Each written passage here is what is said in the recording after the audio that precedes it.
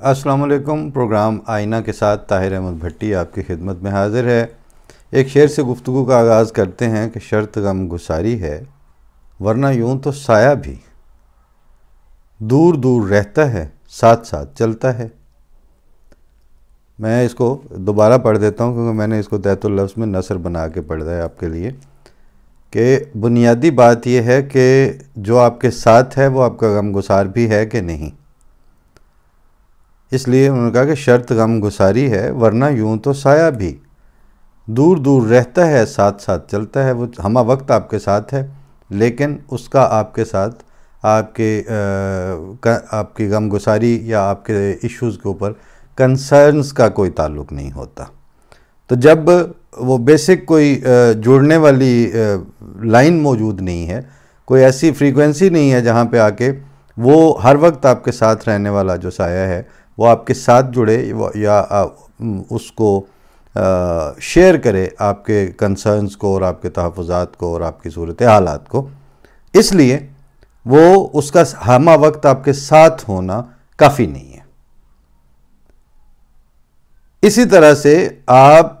मुख्तलिफ़ चीज़ों के साथ आप जुड़े हुए होते हैं। वो आप मीडिया की सूरत में भी हैं, वो आप मिलने जुलने वालों की सूरत में भी हैं, वो बाज़ इश्यूज़ के साथ भी आप उनको फॉलो कर रहे होते हैं, बाज़ अपडेट्स और बाज़ डेवलपमेंट्स को आप हमा वक्त साथ लेके चल रहे होते हैं। लेकिन वो दो तरफ़ा नहीं होता सिलसिला, वो एक तरफ़ा है। आप बस फॉलो करते चले जा रहे हैं, आप बस उसको देखते चले जा रहे हैं, आप उसको बस सुनते चले जा रहे हैं। लेकिन शर्त गम गुसारी है, ये शर्त कहीं पूरी नहीं होती। फिर वो आपके अंदर कोई तब्दीली या कोई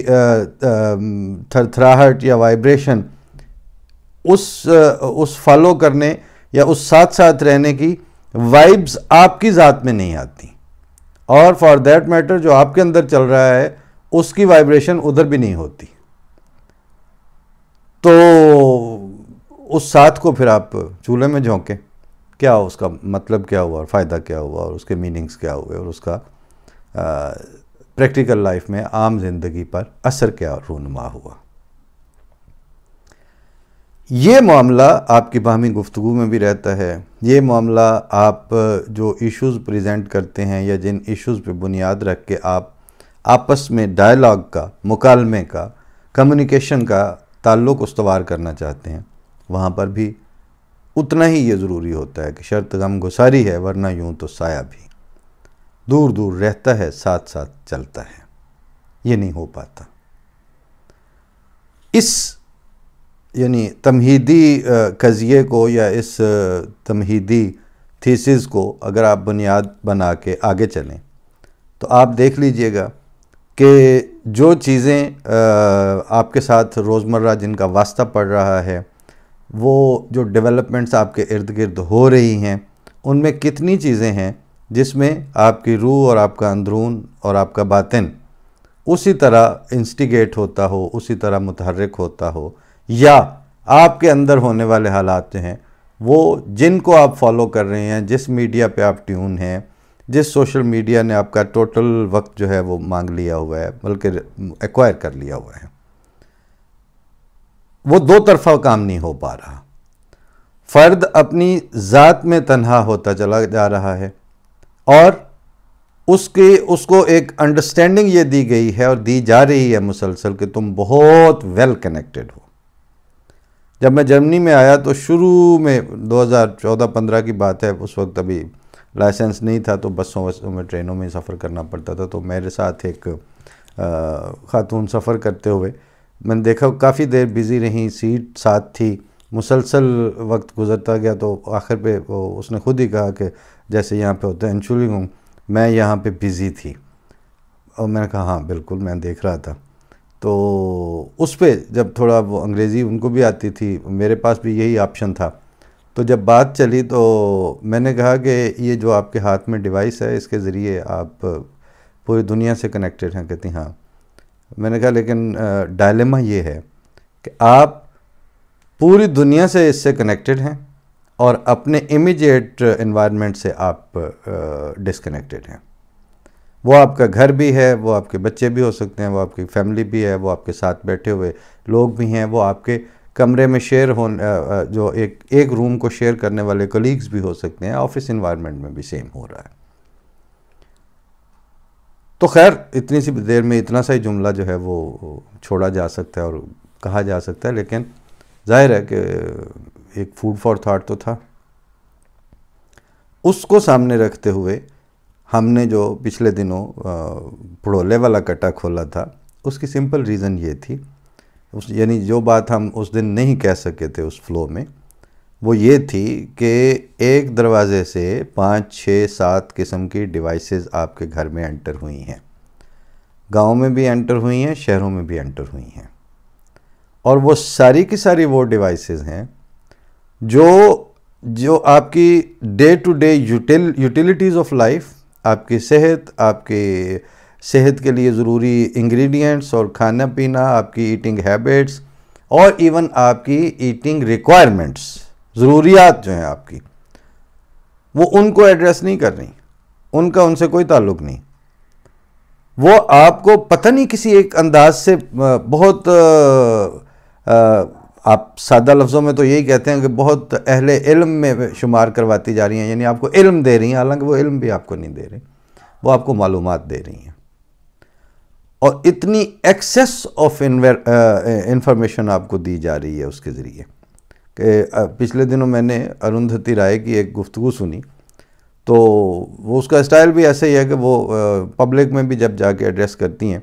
तो वो असल में ख़ुद कलामी ही कर रही होती हैं। आप कहीं से भी उनको सुन के देख लें, तो उनसे सवाल किया जाए, वो रोस्ट्रम पे आए स्पीच डिलीवर करने लगें, तो उसका एक ही स्टाइल है कि वो वहाँ भी अपने आप में खो के वो उसका मैं ऐसा समझती हूँ इस तरह वगैरह, वो अपने आप से ही बात कर रही होती हैं। तो उस दिन भी उन्होंने उसमें, यहाँ कोई अमेरिका में किसी यूनिवर्सिटी में एड्रेस कर रही थी, तो एक बात जो फ़ौरन क्लिक की, कहती मुझे कोई वो इख्तलाफ नहीं है, मैं उसकी अंग्रेज़ी में जो उन्होंने बात की उसका तर्जुमा करके मफ़हूम बता रहा हूँ आपको, लेकिन मसला ये है कि हमें इतनी ज़्यादा इंफॉर्मेशन प्रोसेस करने का टास्क दे दिया गया है हमारे दिल और दिमाग को, हमारे आसाब को, कि we realistically speaking we don't need that much information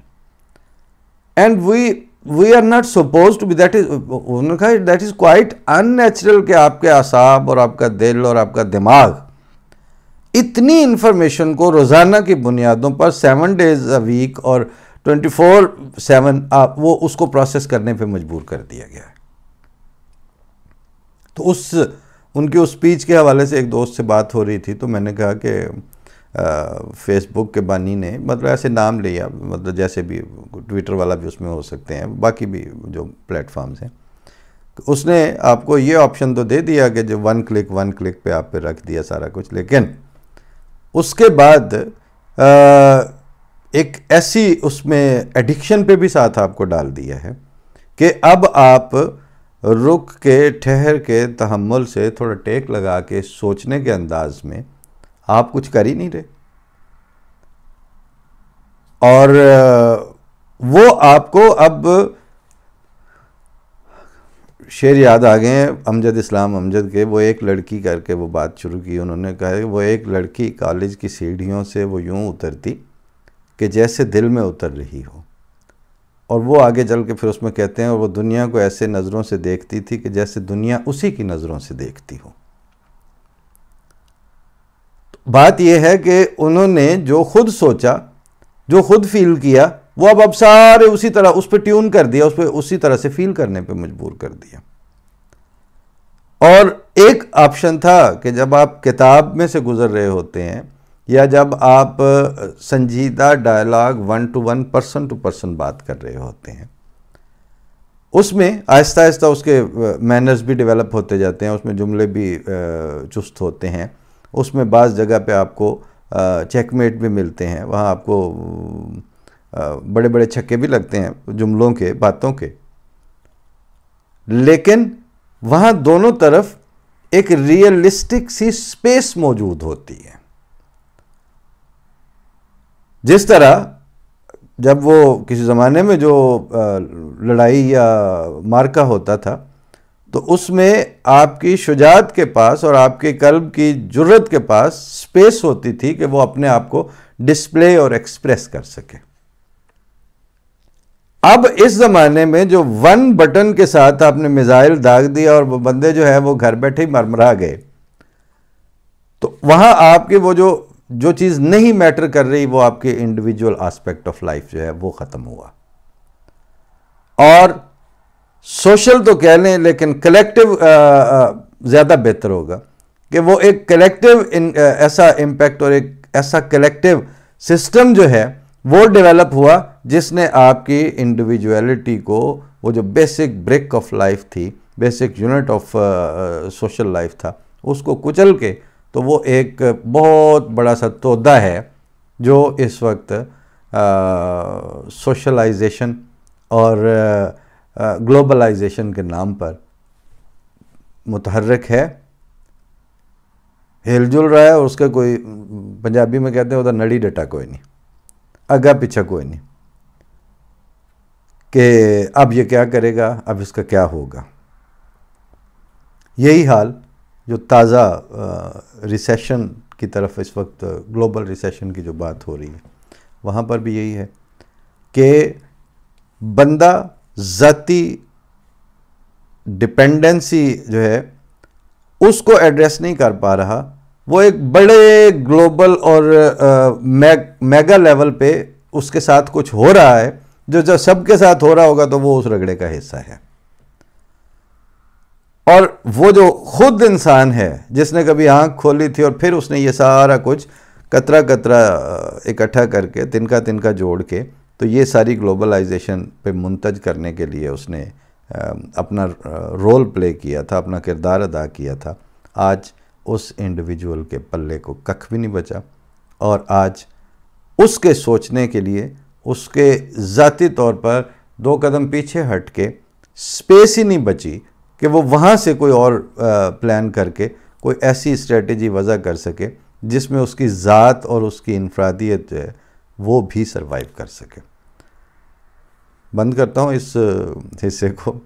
ये एक तरह से मोनोलॉग था, पता नहीं कितना हिस्सा आपको इसमें पसंद आया, कितना नहीं आया, लेकिन अमर वाक़या और सूरत हालात अब यही है कि अपनी इंडिविजुअलिटी को, अपने पर्सनल थॉट को और अपने पर्सनल थॉट की स्पेस को बचाना ये बहुत ज़रूरी है और हो गया है। मैंने इसकी छोटी सी प्रैक्टिस शुरू करने की, मतलब एक तो जब मैं 1 घंटे या 1.25 घंटे के लिए कहीं बाहर निकलूँ, मुझे पता हो कि एग्जैक्ट मैंने इतनी देर में वापस आना ही आना है, तो मैं उतने वक्त के लिए साथ फ़ोन नहीं रखता। दूसरा, जब कहीं नमाज के लिए जाएं या जुमे या इधर उधर जाएं तो भी घर छोड़ जाता हूँ। तीसरा, ये अब मैं सोच रहा हूँ कि दिन में, हफ्ते में कम अज़ कम कोई 1-2 दिन, एक दिन से ही शुरू किया जाए और आहिस्ता आहिस्ता इससे इस ज़रूरत से बाहर निकल के, ज़रूरत इन्वर्टेड कामाज़ वाली, तो फिर शायद आप देखें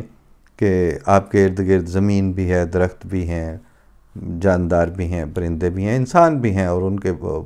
यानी इस पे एक अलग से सीरीज़ की ज़रूरत है। वो मैंने कुछ नौजवानों के साथ डिस्कशन शुरू की हुई है कि वेब सीरीज़ पे भी आपको बहुत कुछ मिल रहा है, लेकिन वेब सीरीज़ वाला जो खाना है वो हमने बिल्कुल खाली छोड़ा हुआ है। और उसमें इंसान कैसे सोच रहे हैं, वो किस तरह उनके 2 बंदों की आपस में बर्फ़ कैसे पिघलती है, वो अपने बाहमी डायलॉग की इब्तिदा आज के ज़माने में कैसे करते हैं, फिर वो किन मौज़ूआत की तरफ जाते हैं, और उन मौज़ूआत पे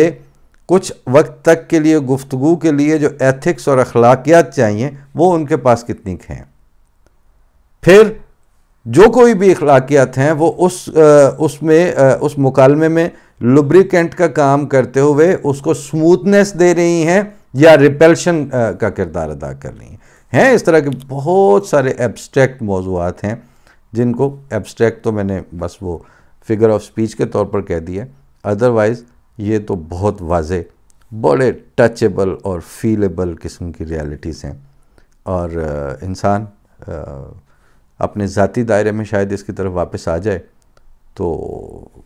उम्मीद की जा सकती है। मगर आज का आईना प्रोग्राम अगर आपको फ़लसफ़ियाना सा और ऐसे ही फ़ज़ा में बातें लगी हों तो जनाब ऐसा हमारे साथ तो हर वक्त हो रहा होता है, और इसी सोचने और विचारने के अमल में से गुज़रते गुज़रते कभी कभी वहीं से आपको हम जगह चेंज करके अपनी कोई और जूते पहन के खड़े हो जाते हैं और वहाँ से आपसे बात करनी शुरू कर देते हैं। आज हमने एक दूसरे स्टैंड पॉइंट से खड़े होकर बात की है। अल्लाह करे इसका भी कोई इदराक और कोई इब्लाग हो सके, हो जाए तो बहुत है, ना भी हो तो फिर अब क्या करें, जो है सो है। फ़ी अमान अल्लाह। अल्लाह ताला आपको खुश रखे, खैरियत से रखे। अगले अब मैं कोशिश करूँगा कि 2-3 कुतुबनुमा में वो जो किताब के बाकी मानदा हिस्से हैं वो भी आपको पेश कर दिए जाएं। वो सॉलिड सी चीज़ें हैं जैसी लिखी गई थी। आज भी आप पेन लेके बैठ जाएं और निशान लगाने शुरू कर दें। कितनी बातें हैं जो आज भी रेलेवेंट हैं, और कितनी बातें हैं जो अगर उस वक्त बताई गई थी तो उनको उस वक्त संजीदगी से ले लिया जाता तो शायद बहुत सी हड़बूंग और बहुत सी डिस्ट्रैक्शन से मुआशरा बच जाता, लेकिन ऐसा हुआ नहीं। और ख़त्म करूं तो मैं वो डायलॉग नुमा लाइनें थीं साहिर लुधियानवी की, मगर ये हो ना सका और अब ये आलम है, मगर ये हो ना सका और अब ये आलम है कि तू नहीं तो तेरा गम तेरी जुस्तजू भी नहीं। यही है बस। अब अल्लाह हाफ़िज़। अस्सलाम वालेकुम।